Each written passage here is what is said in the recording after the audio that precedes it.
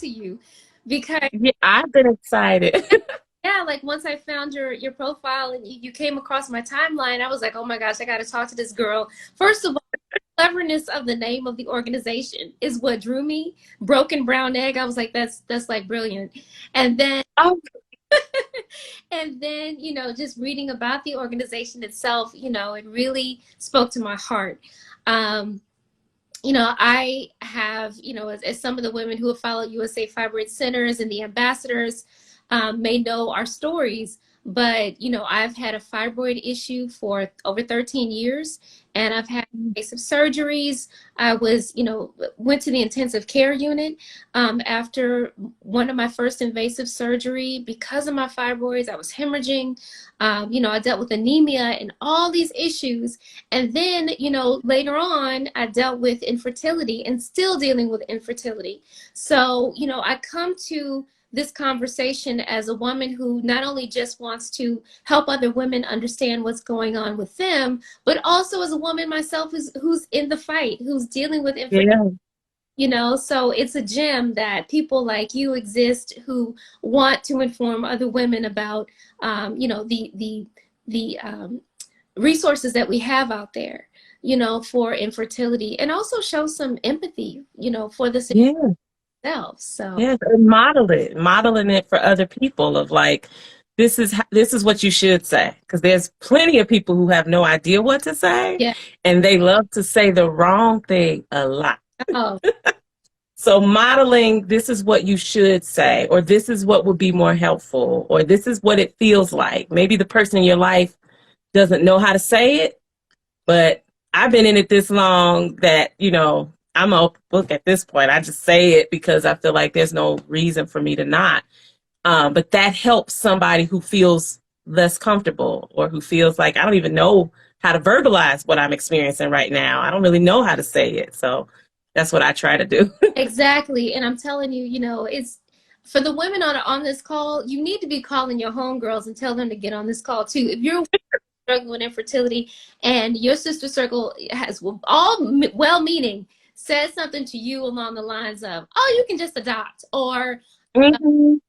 oh, and girl, What you waiting on? Why you didn't? I don't know. Why you just wasting time? You could have been had a baby by now. Why don't you just? baby by now. Then why don't you just? Why don't yes, oh my gosh, that is like classic. But and then there's also, a comment that I got that I took great offense to, but I was telling a friend, or at the time a friend, I was like, these fertility treatments are so expensive, and I just, it's mind blowing. This person said, well, if you can't really afford those kind of treatments, then can you really afford Can you afford a baby? baby? Girl, I hold the pearl. that's one of my top frustrations. Ooh. I clutched some pearls at that moment. I was like, oh, no, you didn't. And, and then you're so fragile in that moment. It's just like, you don't know what to say or what to feel. And some of us take it straight to heart, Yeah, like try to get, maybe exactly. everyone else is right. And that's just not what you do. That's just not what Exactly. you do. And you should be allowed to feel, regardless of what those facts are. Yeah. I should be allowed the opportunity for my body to work right. Amen. Yes. I should be allowed the opportunity to care about myself enough to say, this is what I want for myself. But now I got to second guess whether I even want that, and can I want that, and have I done enough? And it's like, I've done enough. I've done enough. Exactly. Girl, well, we could just go on and on just about, the experiences, and we will do some of that. But I want to give you a proper introduction to the women here. Thank you all, first of all, for joining us, for taking out time out of your busy day or your lunch break to dedicate to this conversation. Please feel free to tell other people this conversation is going on, because we're just getting started, and telling them to log in. Join us on USA Fibroid Centers IG profile for this conversation. So my guest today is Regina Townsend. Regina is the founder of the Broken Brown Egg organization. And yes, the Broken Brown Egg really is about infertility in Black women and the struggles that we've had And we are having, and we are continuing to have. But the organization exists to empower and inform and advocate for women, for those questioning and experiencing the impact of infertility, with an emphasis on the Black experience. I love how her tagline is, infertility is bigger than babies, because it is. It is a whole mind, body, and soul effort, and it is something that we are going through in the masses, and it's something that we don't talk about often enough. So, to have this conversation is a blessing, to know that there are people who are willing to have this conversation and speak about their own experiences, like Regina, like myself, and some other awareness advocates out there. Thank you for giving us your time. So, Regina, I want to talk about BBE. What prompted you to start this organization? Honestly, I had been a part of another organization called Chocolate Brides when I was getting married. And it was a message board founded by Keisha Monk. She is a former radio personality, voiceover actress, all these wonderful things. And she started it because you didn't really see Black women represented in the marriage and bridal. We weren't on the cover of any of the bridal magazines. And there was this feeling of like, do they not think we get married? And so she started Chocolate Brides. And so I was among all these wonderful women who they were there about getting married. But then that community felt so great that people stayed when they were getting married and buying a house, having a baby, whatever. And that was the first place I heard people mention infertility. And I thought, okay, well, I didn't know that Black people did that, but good luck to them. And then when it happened to me, I was like, oh, this is, those weren't just one-offs. This is the thing. Okay. And then I wanted to talk about it because I was so frustrated. And being on Chocolate Brides, I could share it, but I felt like I needed to get this out in a bigger space. So I started looking for blogs, looking for other places, and there were no Black women talking about it. And so I decided to just start a blog and just start saying exactly what I was thinking and saying exactly how I was feeling. And then my husband and I were getting close to our 5th anniversary. And I was like, it would be nice for us to kind of give back to other people who are dealing with stuff that we are dealing with. And so we looked into how to make the blog into an organization. And that's how it kind of grew into that. And we did a gala here in Chicago, and we're able to raise money, and we donated to the K Foundation, and we partnered with Fertility Centers of Illinois, but just really trying to bring awareness. And from there, it just kind of has grown into this ongoing staple of resources and empowerment. My goal has been to make sure that people know, number one, that this isn't new to Black people. So there's always been, for the entire time I've had the blog, which is I think going to be 13 years this year. Wow. Long time. There's always been a list on there of other African Americans who have experienced infertility or who have used a gestational carrier or who have adopted, because we always hear, I didn't see anybody look like me. I didn't see anybody look like me. And it's like, we're here. We're just not always the headline story. And even if we are, it's big one day and then we don't talk about it anymore for another few years. So I've always kept a list of that. And then I also keep a list of what are the resources out here for us? Where do we go? Where do we find community? Even if it's just on Instagram, or are there websites? Are there funding opportunities? Because there's so many different layers and levels of this, from mental health to your quality of life to all these other things. So I try to make sure that those things are there. And also it's a space for people to feel empowered. So when reporters reach out or researchers reach out, I present those opportunities to the women in the Broken Brown Eggs Shell Shocked, our support group, to let them know this is an opportunity for you to speak to a reporter. This is an opportunity for you to do this research, because it's about all of us feeling empowered and not alone, and that there's an actual community for us. So it's grown bigger than I thought it would be, but it has been such a help to me in terms of just keeping me motivated and keeping me feeling like I'm not crazy when I'm feeling like, what is this and why can't I figure it out? Black women are always expected to figure it out. And the Broken Brown Egg has helped me verbalize those moments where I'm like, I can't figure it out, but let me tell you what I'm what this is. Yes. I may not have the answers, but let me tell you about this. That's right. And you and I just had a conversation that I want to share with the group because it was great. I mean, we talked about how Black women are expected to push through. And, when we talk about the whole fibroid conversation, we constantly talk about having to push through pain and push through, anemia, pushing through the fatigue, pushing through the pain all the time. And so we are constantly, push through. And then we also have this extra added pressure on top of it. So it's like we are constantly in this space of pushing and pressure and pushing and pressure, Yep. And he can't turn it off, Yeah. and it's to the point where it almost plays tricks on you because you don't even really know, when am I allowed to rest? When am I allowed to be upset? Am I allowed to want this? Should I not want this? I don't see anybody that looks like us, so maybe I'm not welcome here. Like today, Eric, because we talked about it, but like my phone basically caught on fire last night. The port was smoking. It was a whole thing. And so today it's snowing in Chicago, and I took the day off because I was like, I don't want to drive that far, 45 minutes without a phone. And that makes perfect sense. And for an hour and a half in my head, I was going, but I can't just call off. What am I supposed to do? And I know there are other people who don't feel like that, but every Black person I know, when we call off work, when we take a day for ourselves, when we miss an event, it's this weight of, oh no, this is going to look badly on me in the long term. And that push is everything. And the same thing with infertility and reproductive health issues. It's how many times do those of us who've experienced, issues with our periods or fibroids or endo have a day where it's like, I really don't want to be out in public and I don't know if I'm going to ruin my clothes, but I can't call off. I got to be there. I got to be the girl that shows up. I can't show that I'm upset today. I have to make sure that I'm pleasant.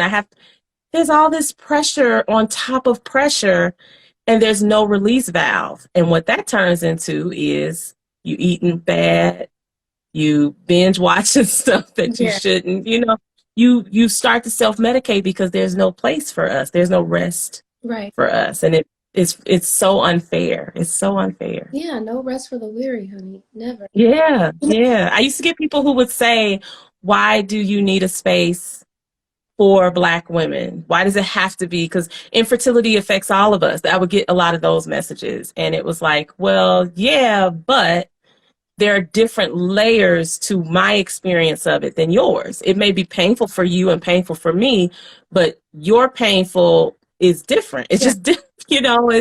It's in my neighborhood, there is a lack of pharmacies. There's a lack of fresh grocery stores.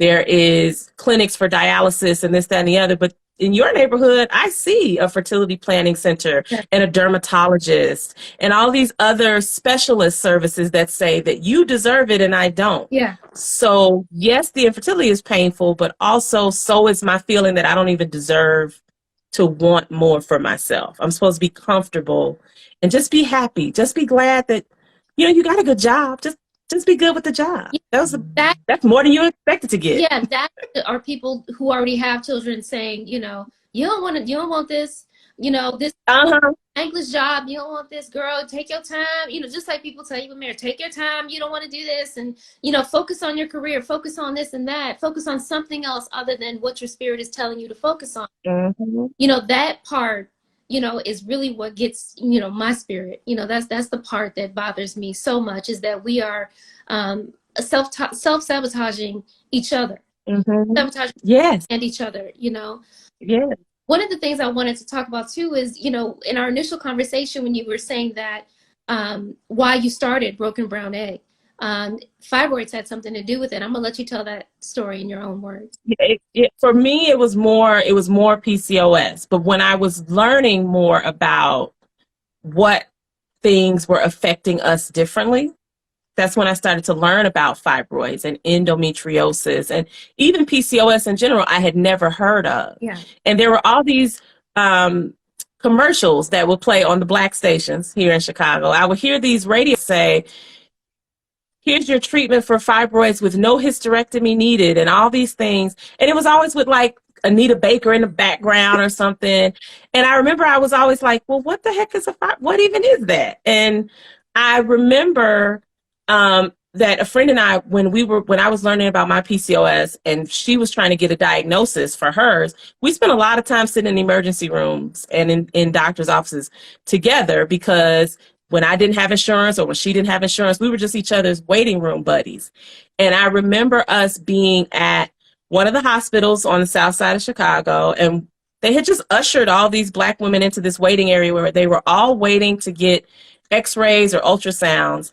And I remember there was a lady sitting with us, and we had to be in our early to mid 20s, and she was at least in her 40s, and she was on the phone and she was in tears because she was saying to her friend, they say I have fibroids, I don't know what that is, I'm sitting in this room, I'm waiting for somebody to come talk to me. And there were like 6 of us in this waiting area. There was no one at the reception. There was one girl, they wheeled her in and just left her. And we were just kind of all sitting there. And I just remember feeling like, what does this say about what they think about us? That we don't even deserve to know, and we don't deserve the compassion of being aware of what's going on with our own bodies. And they just throw words at you: fibroids, endo, thyroid. They just throw these words at you, and you're supposed to just take that. And now I'm going to be this patient who understands that I'm going to do the right thing, when in many cases we don't even have the same relationship with doctors that other cultures have. So she had no idea how to ask them in that moment, wait, slow down, what are fibroids? Yeah. Instead it was, here's this, go to this, take this, yeah, sit over here. And it was this assembly line feeling of like, we don't matter. Yeah. We don't even matter. Yeah. And that was one of the reasons why, when I was first looking at the broken brown egg, it was infertility is unfair and infertility is not, something talked about. And then it grew into this concept of this is really a social justice and reproductive justice issue. Yeah. Because your right to be aware and to feel empowered, that's a right. You should know what's going on with your body. You should have the ability to speak back to a doctor, and you shouldn't be treated that way. Yeah. At a doctor's office. You shouldn't even be treated that way. So it was totally eye-opening to me, because she was, you're looking at, when you're 20, you think somebody that's 40 is like an adult. Yeah. And so to see her so scared, and to hear her be so choked up and be alone and feel like I have no idea what fibroids are, and they're saying I have them. She was terrified. And I remember from that moment on, it was like, no, this is a justice issue. This is bigger than just, that's right. This is bigger than babies. This is how we're treated as Black women, how we're respected and thought of. Yeah. I mean, I have that same sentiment. I look at the work that we do as fibroid awareness advocates as a medical, political, social, personal movement. I like to use that phrase a lot because it's all encompassing, mm-hmm.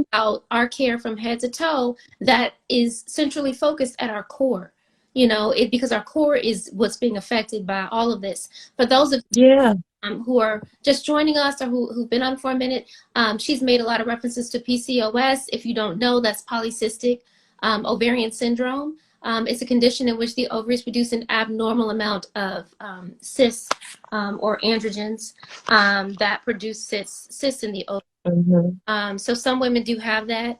And so what we're also finding after my discussion with scientists is that there's a commonality. There are, women who may have fibroids, and then they'll also find themselves with these other reproductive health issues accompanying cysts or endometriosis. All of which I have had. And we're still working on trying to figure out all these links, if there are true links to it. So I wanted to explain that to some of the women on here. And I also wanted to talk a little bit more about your work with BBE. So let's talk about some of the initiatives and accomplishments that you've made with Broken Brown Egg since it started. Talk to me a little bit about that. Yeah, so one of the biggest things that I'm really proud of is our Shell Shock group, which I don't talk about it as much as I probably should have. But when I first started the Broken Brown Egg, when I would get comments from women who wanted a support group, they didn't want to be in person because they didn't feel comfortable being around other people. It just felt like then you have to admit that you have an issue. And it was so many people that were all over the world. So what we did was we started a Facebook support group for people to just come in and talk and get their rants out. We've had confession threads where you could just say it how you needed to say it.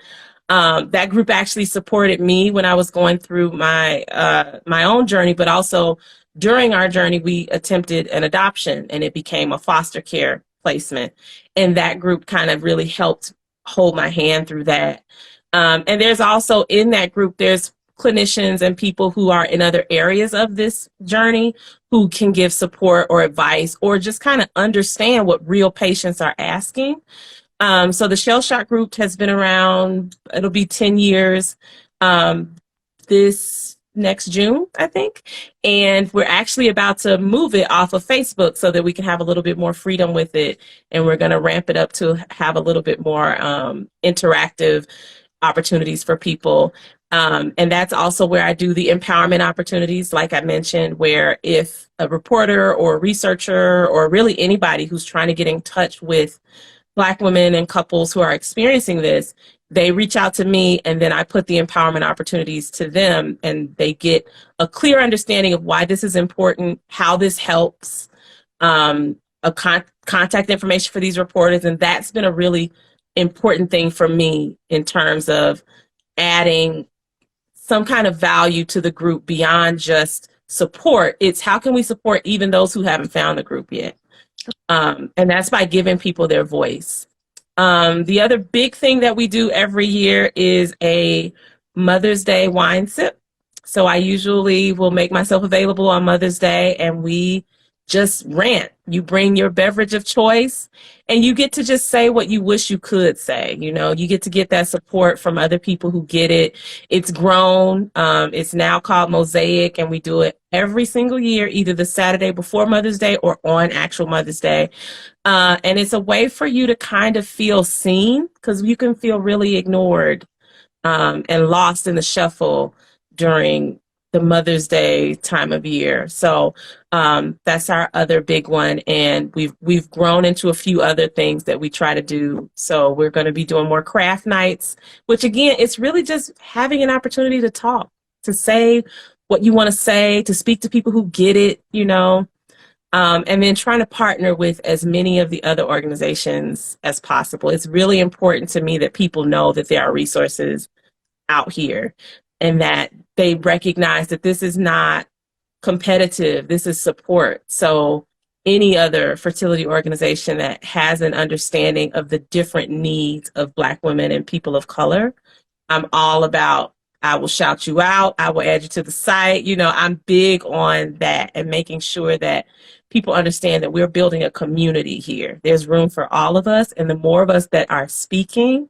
the more people can feel seen and heard. So those are the main big things that we do. And we just got our 501c3 last year. So now we are a fully tax exempt charity, and we're hoping to do even more in terms of supporting people either through initiatives that we can now do with better support or even just finding ways to help people financially. So I'm really excited about that and adding the concept of pipeline to this, the fact that we need more Black doctors, we need more therapists, we need more people of color in the fertility center. So that's our other newest initiative that we're hoping to push towards is how do we get more people in these fields so that when there are conversations about where to place a fertility center, there's somebody on that staff that goes, hey, there's nobody by where I live, or there's nobody, you know, so how can we help with that? So those are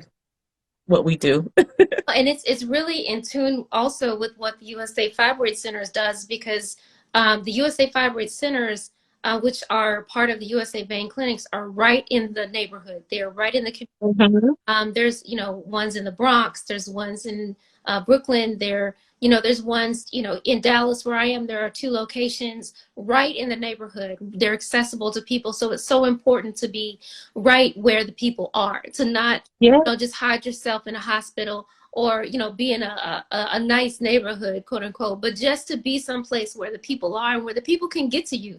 Be on the on the train line, be right there where the women need help the most. So that is so important. So thank you for recognizing that. Yeah. Yeah. Yeah. I love your comment about you know, us working together and sticking together and giving and supporting each other. And so Yeah. I definitely want to shout out your new book. This Ah, thank you. y'all, she is also an author, and her book is called Make If Make Sense, Putting Words to the Fields of Infertility. Let me say that one more time. Make if make sense. Putting words to the fields of infertility. So for all of our sisters on here who are suffering from infertility because of fibroids, there's a couple things. Before we get into the book, there's a couple things. First of all, you could be experiencing infertility because of fibroid tumor.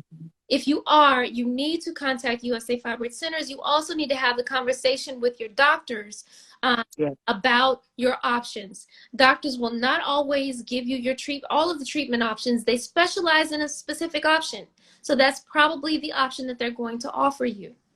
So it's up to you to educate yourself about all of the options when it comes to your infertility. This is where you start first, is finding out the why. Why are you having trouble conceiving? If conceiving Yeah. on your list, let's talk about why that's happening. So for me, you know, I've suffered 2 miscarriages at the hands of fibroid tumors. So the infertility came from the fibroids, and it's something that I found out during the miscarriage, of course. And then once those happened, I was able to get my fibroids treated. And I have been on the infertility journey since. So for those of you who are on here who have fibroid tumors, who think you have fibroid tumors, the first place to start is find out if those fibroids, find out more about your fibroids. Where are they located? Are they on the outside, the inside? You know, are they truly affecting your fertility? Get that diagnosed, and then let's talk about how to treat those so that you can get pregnant, or you can attempt to get pregnant. So let's start there. So that's the information I wanted you all to know firsthand, because a lot of us have questions as to why this isn't working for us. And before you jump off into the deep end about yourself and who you are as a person and what's life, let's get your diagnosis right. Let's start there. So I encourage all of you to reach out to USA Fibroid Centers. You know, you can reach them on this particular profile. You can reach them through my profile. I'm at SoulGlow76. That's SOULGLO76. We've already left it in the comments. But definitely, if you have any questions, feel free to reach out to me personally if you want. Right on Instagram and DM. I will answer you myself, not a bot. So I know that some of you have questions, and we definitely want to get those questions answered. So getting back to our guest, Regina Townsend, for those of you who just joined us, thank you. Regina is the founder of Broken Brown Egg Organization, an organization that helps women with all things infertility, specifically with the Black experience of it, because we do have infertility in Black. We do have this issue, regardless of what society says. It's not something that we talk about. We don't talk about fibroids. We don't talk about reproductive health. We don't talk about being infertile, you know, and because there's so many of us suffering from it, that we're not having that conversation to know that your sister right next to you is having the same issue. Yeah, the same thing. Yep. Don't sit behind that statement of, I decided to focus on my career. Don't sit behind that. Talk to your sisters, talk to your doctor, find out what your options, go to the Broken Brown Egg and find out what your options are, not just physically, but find out what your options are financially. Okay, there are various people out there, organizations like BBE, who are tied to other organizations that can help you with infertility and paying for treatments, which is a new world, right? It's a new world of information for you. So, Regina, this book, Make If Make Sense, Putting Words to the Field of Infertility. Girl, the title alone is awesome. Thank you. Yeah, we have to be able to put words to how we're feeling, because there's so many emotions mixed up in infertility. But your book itself, which was just released in 2021, so first, congratulations for that. Thank you. But basically, her book is designed to it's designed to give you empathy if you're dealing with infertility. and it helps you to make sense of the unexpected feelings that infertility can present. And it'll give you a little humor and give you some insight. And there are some specific areas in this book that I can't wait to read it, first of all. But the fact that you have information in there about the unexpected cost of infertility, dealing with IVF and all the other treatments for infertility, even adoption, it feels like something is just for white folks. Mm-hmm. Not, and you open our eyes to that in this book. So let's talk about, first of all, let's talk about your inspiration for it all, your own infertility journey. Let's start there. Yeah, so my husband and I have been married for a couple years. Like I mentioned earlier, we were part of Chocolate Brides, and I was following along with what I felt was what we were supposed to do. You get a good job, you get married, you get a good job, you do that. And when we decided that we wanted to get pregnant, nothing was happening. And I had always had issues with my period, but for whatever reason, you're taught sexual education, you're not taught reproductive health education. And we're in some senses, you just think, well, your period doesn't always do what it's supposed to do. It's never, not everybody has a normal period, and it might be painful. It is what it is. I didn't realize that those were signs of a bigger issue. And so when nothing was happening, but meanwhile, I was having these periods that were lasting months long, and sitting in the ER trying to find someone to treat me, that's when it really dawned on me that there was something happening.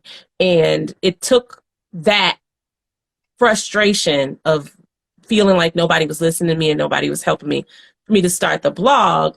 And then during that, we were still trying to figure out our own fertility. So going back and forth to doctors trying to find out, well, why am I bleeding like this? And what is going on? And why am I not getting pregnant? And everybody seems to just want to give me birth control pills for whatever I'm coming in for. Birth control pills and telling me to lose weight. And it wasn't until there was a doctor who actually was following my site, he reached out and was like, I'm going to be in Chicago. I'd love to meet you if you join me and my wife for brunch. And I went, and while we were there, we were talking about all things advocacy and everything. And he said, maybe you should talk to your doctor about polycystic ovary syndrome. And I was like, what is that? And he said, you should, because I'm noticing things about your skin and some things that you've said on the blog. And I feel like it's probably PCOS, and that's treatable. It's not curable, but it's treatable. And so I went to the doctor and I told her, I think I might have PCOS. And she laughed it off and was like, everybody's got Google and they think they're a doctor, and it's probably not, because you don't have any cysts. And I was so let down, but also, you don't really know how to come back at a doctor. You don't know what to say. And I left feeling like, well, now I'm back to square one, because if she says it's not, I really don't know what to do at this point. They've done all these different tests and we don't know. And it wasn't until I went back and she wasn't available and I got a different doctor. And I asked that doctor, do you think it's PCOS? And she said, if you think it's PCOS, then we'll look into it. And that changed everything. And I stayed with that doctor, and the journey went on, but eventually we did do IVF in 2015, and we have our son now. But everybody doesn't end with a happy ending. And there's all these different feelings that go into it, and they don't just go away when you get to baby. Mm-hmm. So that was part of the inspiration for the book, was how do I help people put words to these feelings? Because when you've never really been around someone with infertility, you don't know if what you're feeling makes sense at all. Like, am I supposed to be upset about this? And is this how much other people are paying? And am I looking in the right place? Did I ask the right questions? So the goal of the book is to guide you through that. It's part memoir. It tells my story, but it also serves as a journal, so you can write down some of those thoughts. There's affirmations in there to encourage you when you're feeling like you're failing, and it's like, no, you're not. You're perfectly fine. And then there's also little prompts in there for what to say to family members who ask rude questions. There's things to say to your job if you're concerned about, I'm going to have to miss days to do IVF, or I need to know what to do about my insurance. There's prompts in the book for what to say. And then there's also, some a glossary about these words, these acronyms that come up when you start looking through the infertility community, and you're like, well, what is TTC and IVF and IUI? And So the goal is to really help people find a way for this to make sense for them. How can this make sense for you so that you can navigate it and come out of it feeling like yourself? Because it takes so much from you. Everything you thought about, well, I was supposed to get a career and now I have the career, but I don't have the family that I wanted. Did I do that wrong? Or I thought I was eating healthy, but I still find that I have this issue, when it may be something that's just agitating your endometriosis or agitating your PCOS. So the goal is to really help you find what helps this make sense enough for you to navigate it and not lose yourself in the process. How do you ask a doctor questions? Mm-hmm. How do you even know what your uterus looks like? You know, if you've never had a real conversation about reproductive health, do you know how periods work? Exactly. Because a lot of times we really don't. We think we do, but we don't know. We don't know what a follicle is. You know, you remember the word, but you're like, I don't really know how it works, the ins and outs. Exactly. So that was really the goal. It started out as trying to make a journal. And the more that I started with the journal, I thought this could be more than just a journal. This could be, what would I have wanted when I first began this walk? What would I have really wanted? And that's what I hope that it is. And if anyone would like a copy of the book, I know Resolve New England and Black Women in Infertility, those two Instagram pages are actually doing a giveaway right now. They're going to give away 2 copies. So feel free to head over to theirs and enter the giveaway so you can get a copy for yourself. But it's also on Amazon. Awesome. Awesome. Well, I definitely can't wait to dig into it. Thank you so much for that. And speaking of books, also, your full-time gig is also working as a librarian. And actually, you have a title. Tell me your exact title so I don't get it wrong.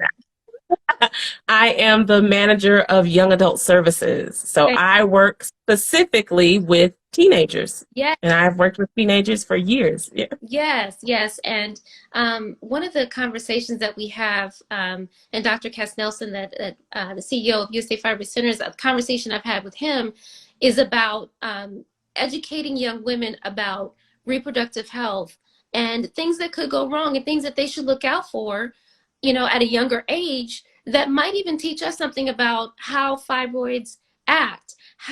When do they start growing? When do you really start getting symptoms from fibroids? At what age? Because many of us and the women that I've spoken to over the past few years talk about having heavy menstrual cycles early on, you know, from times. So educating young women about our periods, our what could go wrong with our period, what that looks like and feels like, our feelings about it. That's so important at an earlier age. And you and I have had a little discussion about that. So even with Broken Brown Egg, you still have that same mission, but for younger women in the library environment. So talk a little bit about that. Yeah, so part of my passion is always advocacy in whatever realm that I'm in. And when it comes to teenagers, they're mostly misunderstood, but they are really at an age where everything is important and serious and urgent, and they have no answers, but they don't know who to trust, and they're trying to figure out themselves. I call them big toddlers because they're just like 2-year-olds. They're learning their body. They're learning what their boundaries are. They're trying to learn a wealth of information in a very short amount of time. And so when it comes to their health, they're generally going to try to get their information from their friends. There's some who have great relationships with a trusted adult or their parent, and but most of the time they're going to get their information from their friends. Yeah. And so what I try to do with my collection is make sure that if I'm doing nonfiction orders and I'm getting books about health, that those books mention things like fibroids, things like PCOS, things like endometriosis, because a lot of times the books that they make about health for teenagers is just about sex. Yeah. How do you not get pregnant and how to use a condom and all that good stuff. But it doesn't actually tell them, is your period supposed to be painful enough that you have to miss school? If so, that's an issue. And I've tried to make sure that there are books there that speak to that, so that even if it's a parent who's looking for, how do I talk to my teenager? Because again, everyone's conversation about teens is always that it's hormones and it's sex and it's this. But there are teens, even when I was in high school, there were friends of mine who missed school because their periods were so awful that they couldn't come. They couldn't stand up straight. They had cramps that were tear inducing. And so trying to make sure to that what we have is important but also relevant is a big deal. Yes. And I see somebody had a question about comments. We read in comments. We just can't do both all at the same time. Actually, it'll be my next go-to is to get to these comments, get to these questions.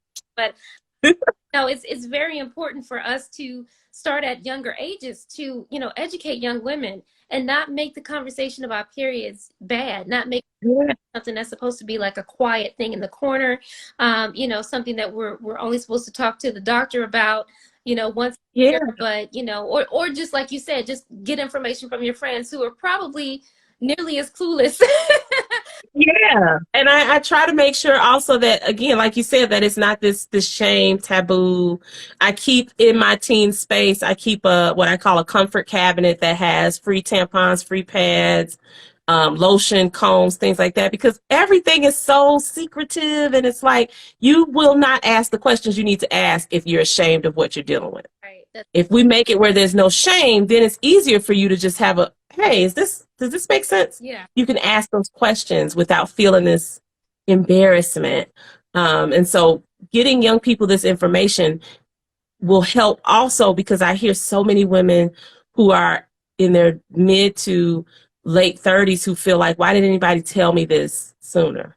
Why did anybody tell me that this was even a thing? I feel like I was lied to, especially Black women. I hear it a lot where it's like, y'all told me I need to go to school, I need to get a good job, I need to get married, I need to have the right partner, I can't make any mistakes, and then I'll get everything that I want.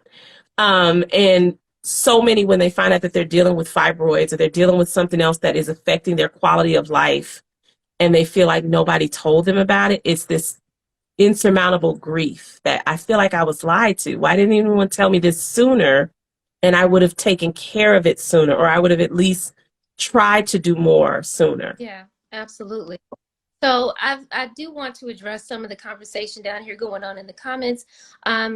People have asked specifically about procedure. The procedure that we want you guys to think about when you're dealing with fibroids is uterine fibroid embolization. It's UFE. It's a non-invasive procedure that takes 20 to 30 minutes. It is something that USA Fibroid Center specializes in. So for those of you on here who have fibroids and don't know how to get them treated, please visit the USA Fibroid Centers profile. Please reach out to USA Fibroid Centers. I'm sure that they are probably very close to you in your neighborhood or close by, or they can just answer some questions for you if you are suffering from uterine fibroids. It is an option that is much less invasive than a full myomectomy, of which I've had two. I do not recommend that as a first go-to. If you have been diagnosed with fibroids, definitely know that UFE is a wonderful option and something that you need to get educated about. We can do that at usafibroidcenters.com. So you can definitely get more information about that. So thank you to those who are asking about UFE. And if you have been diagnosed and your doctor has told you that you have to have surgery or you need surgery, please still look into other non-invasive options like UFE before you go get cut. If you get cut, you are looking at a 6 to 8 week recovery time. You cannot drive. I've been there. I've been in intensive care from the invasive surgeries. No one offered me UFE, and I did not know what it was at the time. And also, because we're having a fertility conversation, with the more invasive procedures, you weaken the integrity of your uterus when you start getting cut on. I know that firsthand, and that can cause infertility as well. It can cause a fertility struggle, which is what I am in. People think that UFE means that you cannot get pregnant. That is not true. You can still get pregnant. They have a high success rate of pregnancy after UFE. This is a procedure that has been offered since the 90s. It's been in America since the mid-90s. But it's a non-invasive surgery that doesn't require the hospital. So think about why people don't want you to know that, or why the medical industry doesn't want you to know that. So I really want to put that out. since we're having the fertility conversation, I want you all to know those options are available to you. That option is available to you. So definitely look into USA Fibroid Centers. And someone else also asked for the title of your book again. The book is available. It is called Make If Make Sense. There it is. There's the cover. Make If Make Sense. Putting Words to the Fields of Infertility by Regina Townsend. So please feel free to look that up on Amazon and support our sister here who has given us so much information. And let's see what else we got in here. I saw someone ask approximately how much they should put aside for IVF. And that's an open question because depending on where you live, there's different things. So in certain states, IVF is mandated, meaning it's covered by your insurance. There's also different places that you can work that will offer family building insurance. So I know Starbucks is one, Google is another, where they've made it their business to make sure that their employees have the option to pursue fertility treatments or adoption. But these are things that we have to really continue to keep an eye on, because if you live in a state where maybe it is mandated, but there are people who are hoping to ban other things. So sometimes when the conversation comes up about abortion, a lot of the decisions that can be made legislatively that are going towards abortion can then also affect those who are pursuing fertility treatment. So we want to keep an eye on the politics of it all, which I know is a headache and it's really frustrating, but you kind of have to keep an eye on those things because you may have a state that is mandated and they would be paying for it, and then because of something else, it may not. So I would say for that, most one IVF cycle in the U.S. can go anywhere from 11,000 to 16,000. It depends on the clinic and the state. But look on resolve.org. That's the National Infertility Association, and they can let you know whether or not your state covers infertility. And even if your state does, there's little things that can be different, where it might be that they will cover up to a certain point and then you have to pay. Or it may be that they only cover this type of treatment, or you have to do this many of this type of treatment first before they'll let you get a referral for IVF.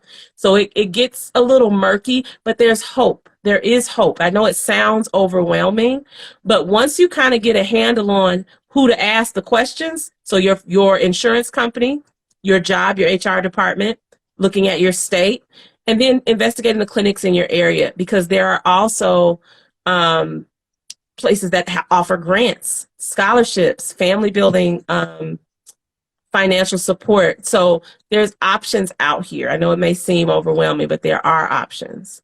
Yes, thank you so much for sharing that. There are options out there for coverage of so much. There's options for coverage of infertility. There's options for coverage through your insurance company for fibroid removal. Guys, you just have to definitely explore all of your options out there. They're covered. And you got to be your own advocate. Unfortunately, I hate to, it's hard to think that, because you want help when something is so devastating to you, but you have to be willing to be your own advocate. Even if it's, you do go to that doctor and they say, well, no, I really think you have to do the surgery. You can say, you know what? No, I would like to go talk to somebody about UFE, because I think I would like to have all my options, but thank you. Like getting comfortable saying, I don't want to just do what you're telling me, because it's my body. I've been in my body my whole life. Yeah, right. That's right. And to the brown sugar appeal on here, we definitely want to get you the information you need. Feel free to send me a DM. My profile is at SOULGLO76. I'm going to put that in here once more, just so you can have it, but feel free to just reach out to me directly and I can get you connected to the information that you need. I don't want you to believe that a myomectomy is your only option, because it's not. To anyone else out there that is faced with that decision, please feel free to have a conversation with me as well. So, thank you so much for leaving that comment and making us aware of your situation. Let's see, how effective is the procedure? The procedure is very effective. UFE is very effective. There are a lot of success stories. If you're talking about UFE, there's a high percentage of success stories from women that I've even sent to the centers to have it done. If you're referring to IVF, I don't have the percentage for successive IVF, but each person is different. Each woman is different. So it depends on, you know, how you work that out with your fertility specialist. You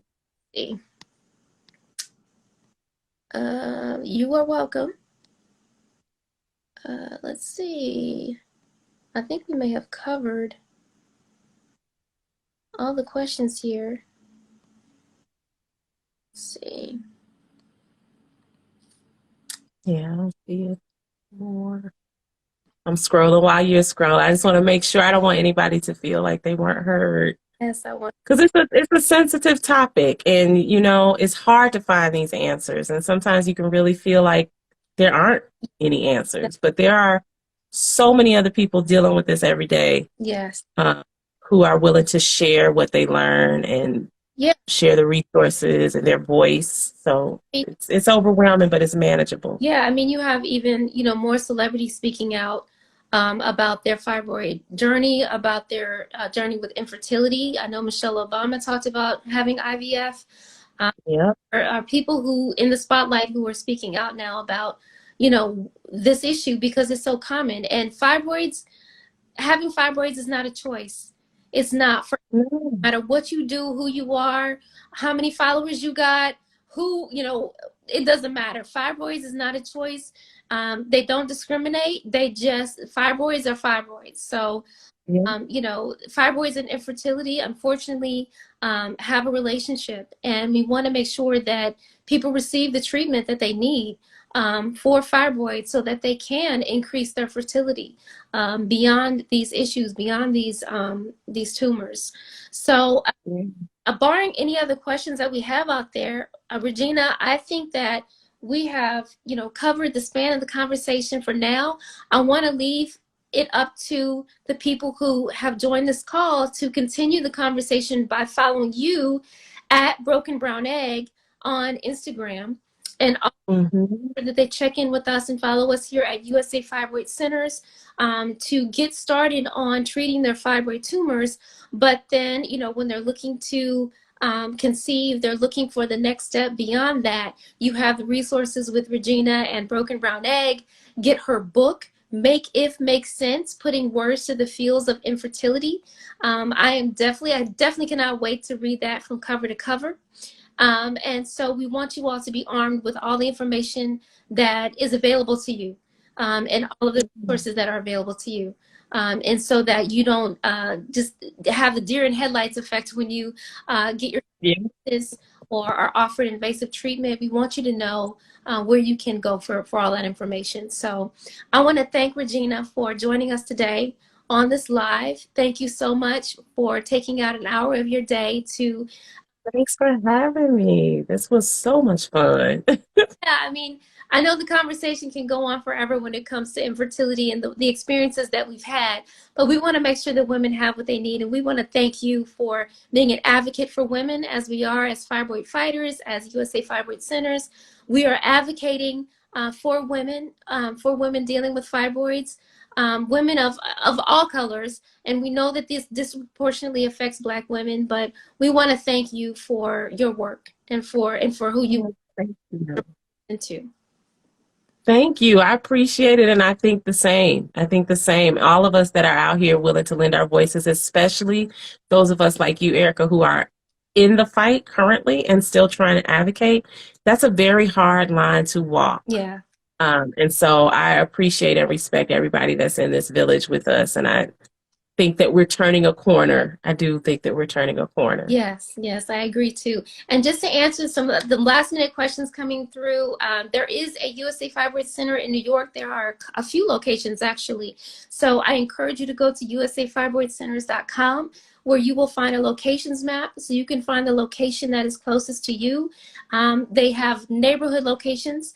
Ones that are easily accessible. So I highly suggest that you go to the website to check out where the nearest location is for you. Is the procedure for larger fibroids? It's okay if you came in late. The Cocoa Beauty, thank you for joining us. Yes, the thing about fibroids is it's more about their location